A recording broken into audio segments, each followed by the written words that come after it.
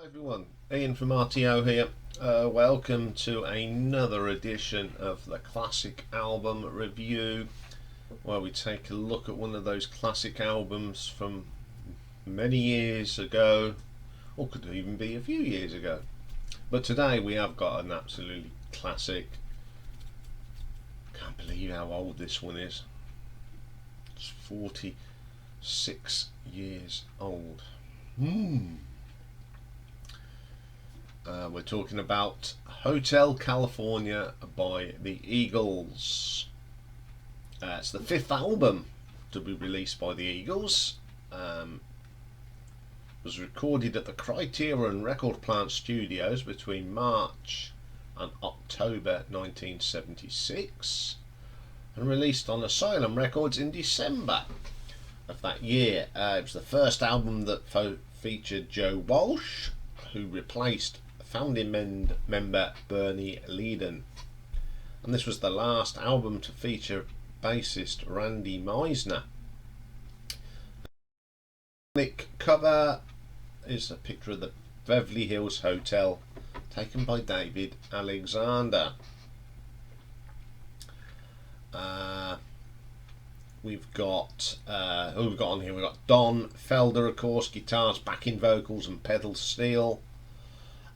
Glenn Frey, guitars, backing vocals, keyboards and lead vocals. Don Henley, drums, percussion, lead vocals and backing vocals and synthesizer. Randy Meisner on the bass, backing vocals, lead vocals and guitar on. Joe Walsh, keyboards, guitars, backing vocals and lead vocals. Okay, first track on the album, of course, is the brilliant Hotel California, a track that nearly didn't get on the album. This was a lastminute.com one, apparently. I was told by a big Eagles fan. One of the all-time classics, of course. It's probably got one of the best guitar solos ever. I just love the solos between Joe Walsh, Glenn Frey and Don Felder. And that video is just classic of them doing it. And an unbelievable vocal from Don Henley. Obviously my favourite track on the album. It's probably my favourite track by the Eagles. Okay, everyone loves this, but there's a reason, isn't it? It's fantastic. Okay, second track on the album is New Kid in Town. This is a bit of that country feel to it. It's a very pleasant track. Love Glenn Frey's vocal on this. Fantastic track. I'm not a very fan of countries, you know, but I do like this track. I just think there's something about it. Then we get the brilliant Life in the Fast Lane from that classic opening riff. One of the best. Great track. Great rocker. Wasted Time's the next track. Again, great track. Love Randy's bass line in this. Terrific. Solid track. Next track is a little bit of a reprise of Wasted Time, instrumental version. Now when you got the CD, it's not too bad because it sort of flows. But it's quite funny when you put the album on, you finish the song, you flip it over, put it on, and it goes straight back into the track. I think now if they'd have recorded that now, it would be the whole track. But then it was, I don't know. But on the CD, of course, you don't really notice it. Good track though, the whole track that is, of course. Victim of Love, next one. I love this. Love Don Henley's vocal on this. Some great guitar work on this. Fantastic track. And we get Joe Walsh's first vocal performance with the Eagles, and it's Pretty Maids All in a Row. Solid track. Love Joe's vocal of singing. Great stuff. Try and Love Again. Great track. Great vocal from Randy Meisner here. He's a pretty good singer. That's his last vocal job with the Eagles. Then we get The Last Resort. Another great track. From great vocals again from Don Henley. Great way to end a fantastic album. There is not a bad track on this album. Solid top to bottom. How would I rank this with the rest of them in a full ranking? I don't know. I really don't know, because there are so many good albums from this band. They didn't make many, but boy are they good.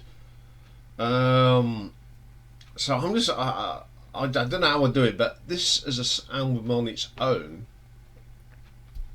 I'm going to give it an RTO ranking of 9 out of 10. I play this quite a lot. I think it's got 3 of my favourite tracks by the Eagles on it: Hotel California, Victim of Love, and Life in the Fast Lane. Oh, I don't know. So if you want to know if you want to give me a tough time, ask me to. If someone asks me to do a full ranking, I will. But it's one that I've got no intentions of doing personally. But I'm sure there's Eagle fans out there that like to challenge me, and you would challenge me. It would really, really take some time to work this one out, because I love this band. And I don't think they've made a bad album at all. So, tough one. Okay, that's all for the shows today. Tomorrow is a very special day. As you know, over the weekend we sadly lost, on Friday we sadly lost the mighty Meatloaf.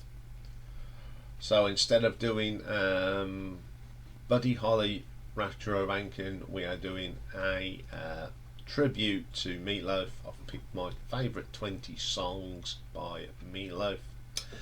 And tomorrow we've got another viewer's request for album ranking. We're looking at the most underrated progressive rock band from the UK, Gentle Giant. Now, before we go, I just want to have a little bit of a rant today.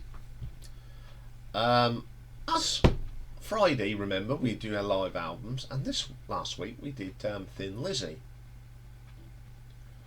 and I included all the official Thin Lizzy live albums. Went onto the Thin Lizzy site, looked at their official releases, and we did the ranking. Had some really nice comments, especially from a great contributor to the channel, Lee Thomas. Hi Lee. Love your input. Told me a lovely story about meeting Ricky Warwick, and I thought that was brilliant. But then we get one chap that who will never be able to comment again, because he's not just done it on Thin Lizzy, he's done it on about 6 videos, and it's the narrow-mindedness of Thin Lizzy isn't Thin Lizzy without Phil Lynott. Yeah, I know Phil Lynott was a major part of Thin Lizzy. I get that. But he just didn't get into his head that, you know, carry on the legacy. He said it's like Queen without Freddie. If it weren't for Adam Lambert or Paul Rodgers, there's a lot of fans out there that wouldn't listen to the music of Queen. Same with Thin Lizzy. I mean, on one of the live albums, you've got John Sykes, Brian Downey, Scott Gorham, 3 and Darren Waterton, whatever his name is. You know, 4 members have played in Thin Lizzy. I know there's a lot of people out there that, you know, that once a main person dies, they think the band dies. I respect that 100%. But just because other people like it doesn't mean that they're wrong, or you have to have your sixpenneth. If you don't like it, don't like it. I've got no problem with that. But don't come on to my channel and tell me what I should do and not do. The same guy put about Francis Rossi. And remember, we did the Francis Rossi solo albums. He said I could understand about the status quo, but Francis Rossi is a joke. Obviously, he doesn't get what the channel's called, ranking the obscure. Okay, we do some of the mainstream bands because people have asked for them, and you know, I don't mind doing that. But none of the stuff I've picked is the stuff that no one else does. That's the idea of the channel, and that's been the idea of the channel. So again, you won't be able to make a comment. If you don't like it, don't comment. You know, but you know, don't basically tell me what I can do and not do. There's a lot of you that love what I do. I must be doing something right, because there's 56,000 of you have watched, and 324 of you now have subscribed. It always takes out 1 or 2 people that just find it great to tell me what to do. It ain't gonna happen. You start telling me what to do, you will be struck off. No second chance. Simple as. Anyway, end of rant.